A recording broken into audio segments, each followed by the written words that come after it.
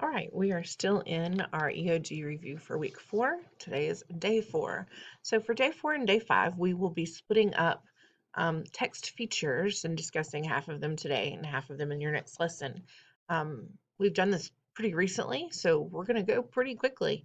If you have any questions about them, let me know, and I will get you squared away before it's time for any kind of test on the subject.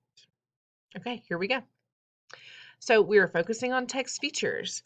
Text features help us understand or comprehend what we're reading, and they're especially helpful when we're reading nonfiction text, so factual texts. They include all the parts of a story or article that are not the main body of the text. So not the actual passage itself, but everything that's extra is called the text feature. So we're going to look at some examples, some definitions, and some examples of each of these today. We're going to start with text features that actually take up entire pages, like the title page. You remember, a title page is located at the very beginning of the book. It's usually the first book in the page, the first page in the book with any kind of writing on it. It just tells basic information about the creation of the book. So on this title page, we see the title, the name of the author, the name of the illustrator, the name of the publisher, and the year it was published. The next thing we come to in the book is the table of contents. And again, you'll see the title in the table of contents. And it also lists all the chapters that are found in the book. And it may just list chapter 1, chapter 2, chapter 3 if you're reading a book where it's divided into chapters, but the chapters don't have actual titles. In this case, this book has titles. It tells you the name of each chapter, but it also tells you the page number where the chapter begins.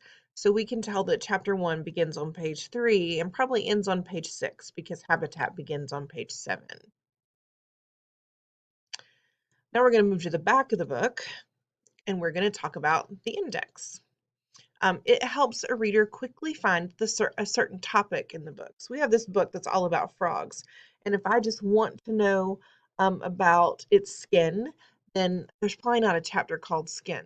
But I can go to the index and look up skin and see, okay, it's going to tell me information about the skin of a frog on page 14, on page 21, and on page 35. And so I don't have to go through and read pages 1 through 35 to find that information. So you have the important concepts that are related to the topic, and they're all listed in alphabetical order. And then you have the page number where that concept can be found. Also, in the back of the book, we have a glossary, which is like a tiny little dictionary. But the words in this dictionary are only words that are found in this book. So if I'm reading all about frogs, I'm probably not going to be able to look up any information about a scarecrow in this book. Scarecrow is probably not in the glossary. Scarecrow is a word. It is in the dictionary, but the glossary contains only words that are related to the topic of frogs. Some of your glossaries contain pronunciation guides. The pronunciation guide tells you how to say a word, how to pronounce a word. So aside from we have the vocabulary words that are related to the topic. Again, they're listed in alphabetical order. And then it gives each word's definition. And this is not where you're going to find page numbers, and you won't always find a pronunciation guide, but you will always find the word itself and its definition. So before we move on, something else that glossaries have that is a text feature are guide words.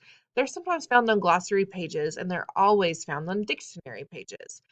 So guide words indicate the first word on the glossary or dictionary page and the last word on the glossary or dictionary page. So I know every word in this glossary that's on this page can be alphabetized between the word food and fruit. So that's super helpful when I'm looking up a word. I don't have to read every page of the glossary. I can go straight to where I can find words that start with the same letters of the word that I'm looking for, and it will help me find that word and its definition much easier. All right, now we're going to look at text features that we can find within the text. So a heading indicates that a new broad section is being introduced. This tells me that everything in this section is going to be about frogs. These are called subheadings. See how you have different sizes on the page. The largest is going to be your heading. The next largest will be your subheading. And then the smallest size will be the text or the passage. So your heading tells what all of the things in that group of pages is going to be about. This is a subheading that will tell you what the words directly underneath it are about. Everything in this paragraph is going to be about the adaptability of frogs. Then you come to the next subheading, and everything in this paragraph is going to be about the frog's response to the environment. But the adaptability and the response to environment of frogs both fall under the larger heading of all about frogs. Within those paragraphs in your text, you're going to find words that are darker than others. We call those bold words. They indicate words that are important. As a matter of fact, so important that those are usually the words you can find in the glossary at the back of the book. Other words that are also important can be written in italics. It kind of lets you know that the author thinks that this information is important and he wants you to remember it. Italics is a type of font that is slightly slanted, while the rest of the text is written up and down. Now we're going to look at graphic text features. Graphic in that, like the graphic arts, not suitable for children. Graphic arts meaning it's visual. We're going to show these things that are information in a visual form, like this photograph. So a photograph is an image that has been captured with an actual camera. You can tell that that's a real life frog on a real live person's hand, because it's a real life image. So authors tend to use photographs in nonfiction books, number one, because they get your attention.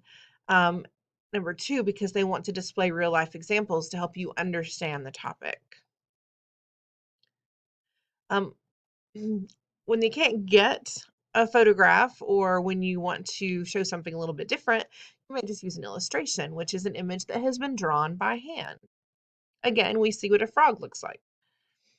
So here we have an illustration, a drawing of a sunflower, while this is obviously a photograph of a sunflower. And we can tell these because I know that's not a real life picture, that's not a real life sky. You can just tell, especially with the shading here. And this is obviously a picture that would be taken with a camera. Sometimes we have for photographs and illustrations, you might have words that are underneath or beside the picture.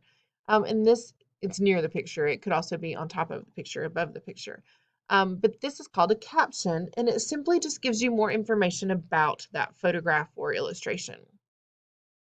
Here we have a timeline. It's a linear, see how that uses the word line and timeline?